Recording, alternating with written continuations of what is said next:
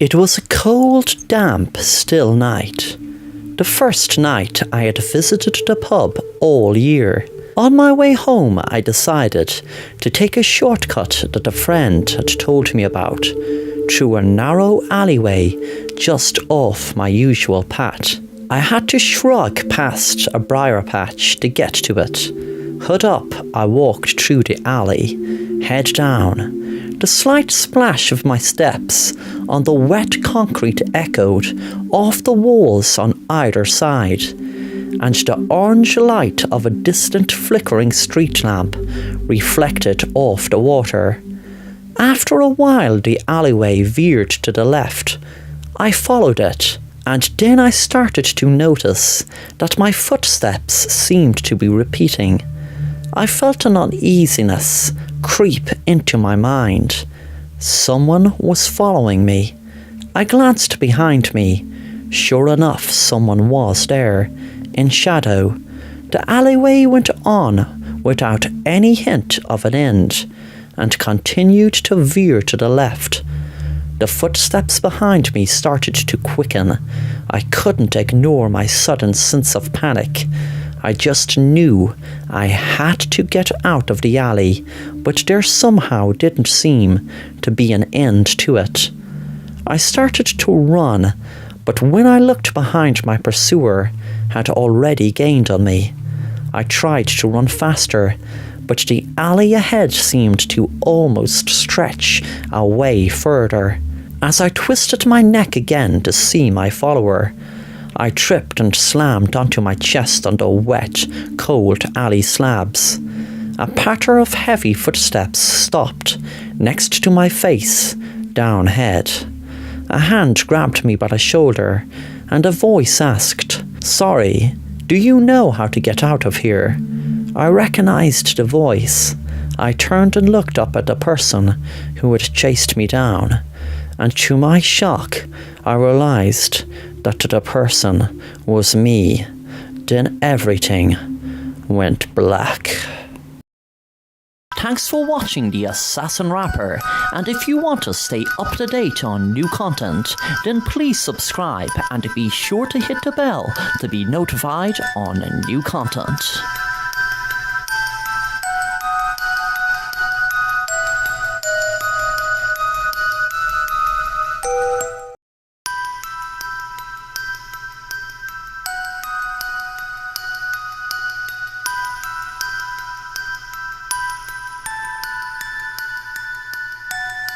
Simon and Matt were best friends, and one summer day they were bored in the park, so they decided to go slogging apples.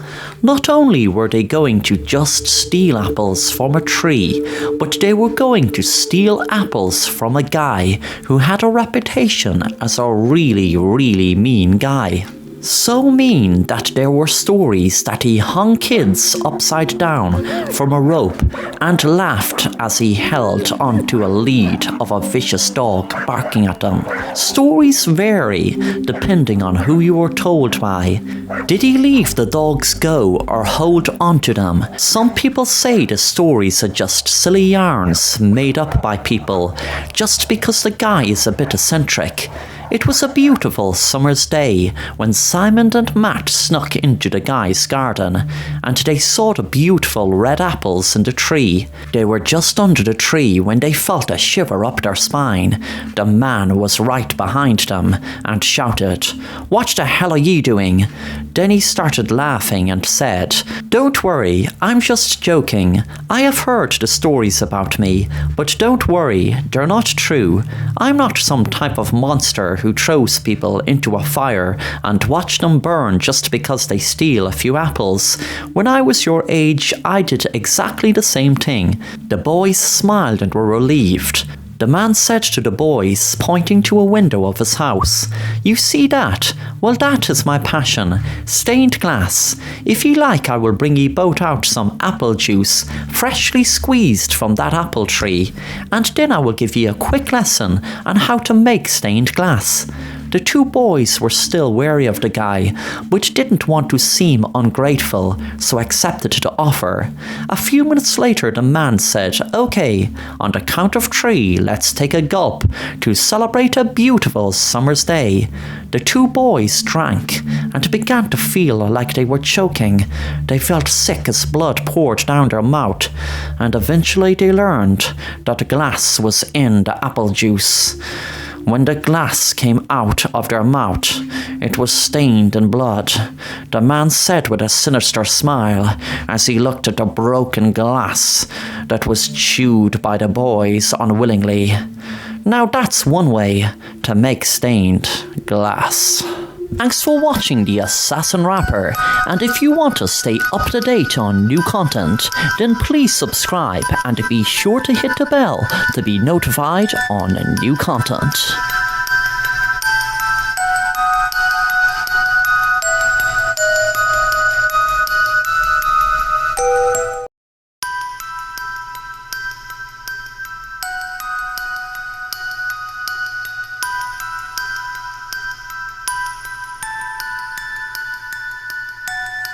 Martin was a really good dad, but his wife Ginny wanted to take her 10-year-old son Mike off her husband. He said that he was a bad influence.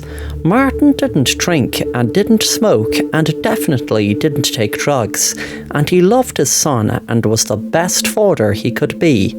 But because Ginny worked in an executive job that earned her loads of money, she felt like she would be a better mom and a better parent, and give him the best upbringing he could. Ginny separated from Martin a month ago, and since then made his life hell, trying to take his son away from him. One day they were arguing in the hall, and didn't even notice Martin scared watching them. Martin didn't know what to do, and spoke to his lawyer about it often, but wasn't confident about being able to keep custody of Mike.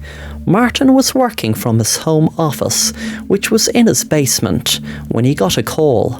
It was Ginny. She said in an angry tone, "I'm tired of you, Martin. I told you I am getting full custody of my son, so if you want to avoid court to get him, then just give him up." Suddenly the line went dead. Ginny was after being hit by a car in a hit and run.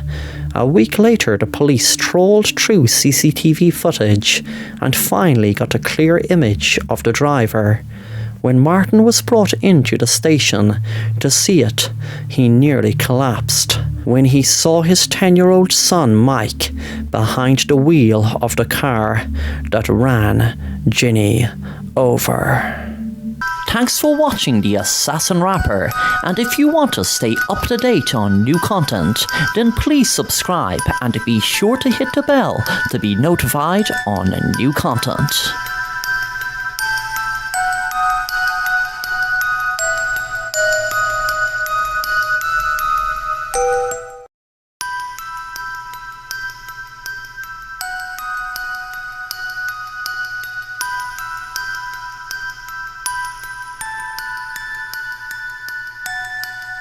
Jerry and his wife Megan and daughter Laura were driving to a new restaurant that opened up in their town.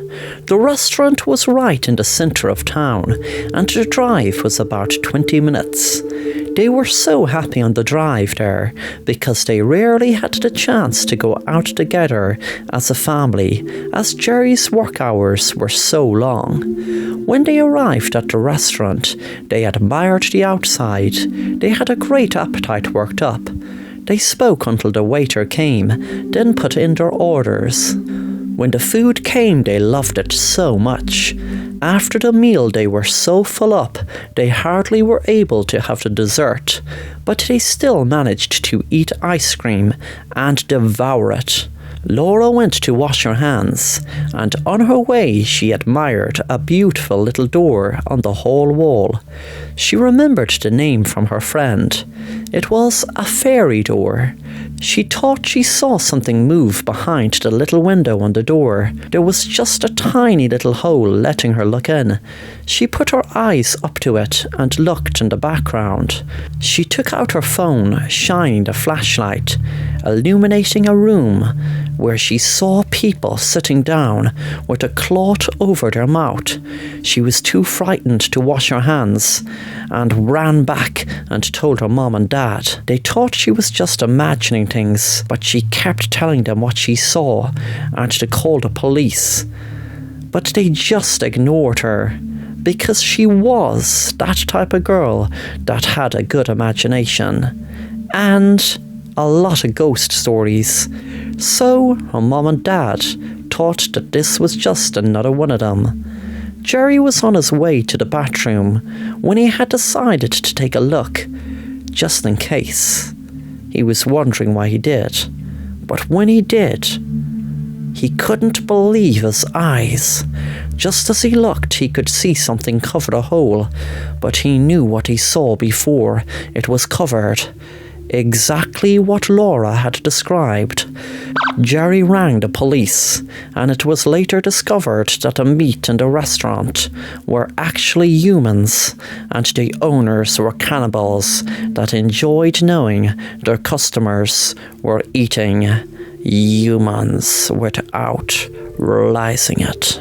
The whole town were shocked when they realized that the Bane clan were actually killing humans and cooking them to serve the customers.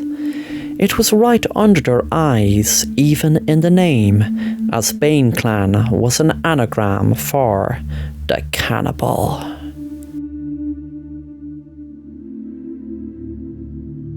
Thanks for watching The Assassin Rapper, and if you want to stay up to date on new content, then please subscribe and be sure to hit the bell to be notified on new content.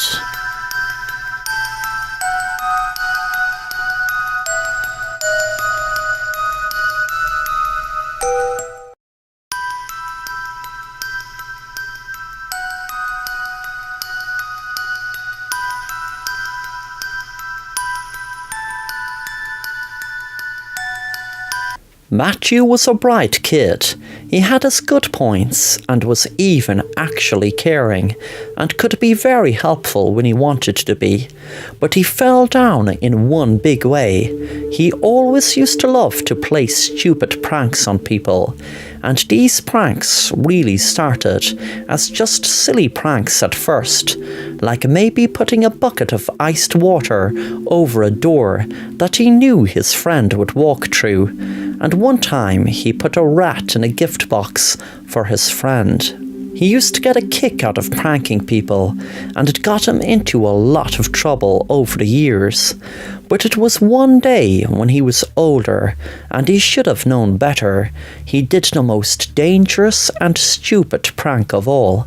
Actually, it couldn't even be called a prank. It was just crazy, reckless, dangerous, and stupid. He was standing up on the top of an apartment he lived in, way up high at the top of a skyscraper, and he decided to see what would happen if he left a sharp knife fall from the top. The knife fell down and eventually, before hitting the ground, unfortunately hit a guy and killed him stone dead. Matthew didn't intend to hurt anyone, but he sure as hell wasn't going to admit it was him, and he sure didn't want to get caught for murdering someone, so he just kept his mouth shut. Little did he know there was a woman looking at the whole thing across the way with a pair of binoculars. The next day the woman was telling the mom of the dead boy, "I am very sorry to tell you this, but I know who killed your son." A few days later, Matthew was walking into his apartment, and the light wasn't working. He fell over some wire. He landed on lots of knives that were fixed into a plank of wood and died from loss of blood as the knives plunged through his body and head. The mom of the boy that Matthew killed smiled when she saw Matthew in a pool of blood. She was glad her plan of revenge worked. Thanks for watching The Assassin Rapper, and if you want to stay up to date on new content, then please subscribe and be sure to hit the bell to be notified on new content.